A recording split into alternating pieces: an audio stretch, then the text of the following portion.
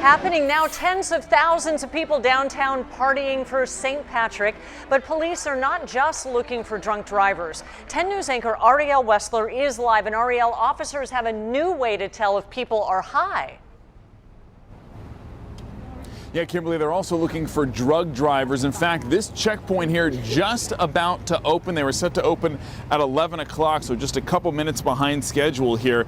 And they're also looking, as I mentioned, for drug drivers. We've got more than a dozen officers here on the line, and with the passing of Prop 64, the legalization of marijuana, drugs are a big concern tonight. Take a look. We're Fitzgerald's, so it's our holiday.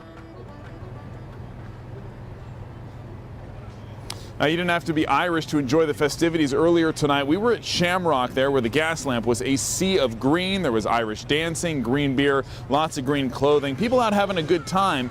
But like I said, this is the first St. Patty's Day since California legalized pot, and San Diego police want to make sure that everybody gets home safely. They are using a device called the Dragger 5000.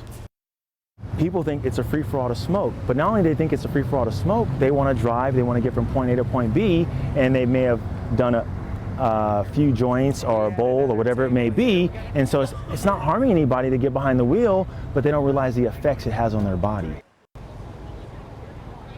And their mission is really to educate the public tonight. The initial officer is going to do an evaluation. If the driver is under the limit and takes a breathalyzer test, but still seems under the influence in some way, officers will offer them the Dragger test. It is optional.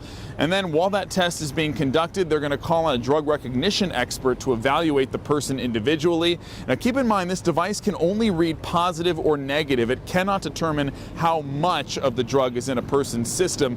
But if that Dragger test comes back positive, police can then do a blood test to determine how much is in their system. Now, back live now, you can see police going up to different cars here to evaluate these people as they come through. We've got a long line as you look down the street here, a long line of cars backed up ready to go through this checkpoint. Officers tell me that they expect a number of arrests to be in the teens tonight, and they're going to be out here until 3 a.m. making sure that St. Patrick's Day stays happy.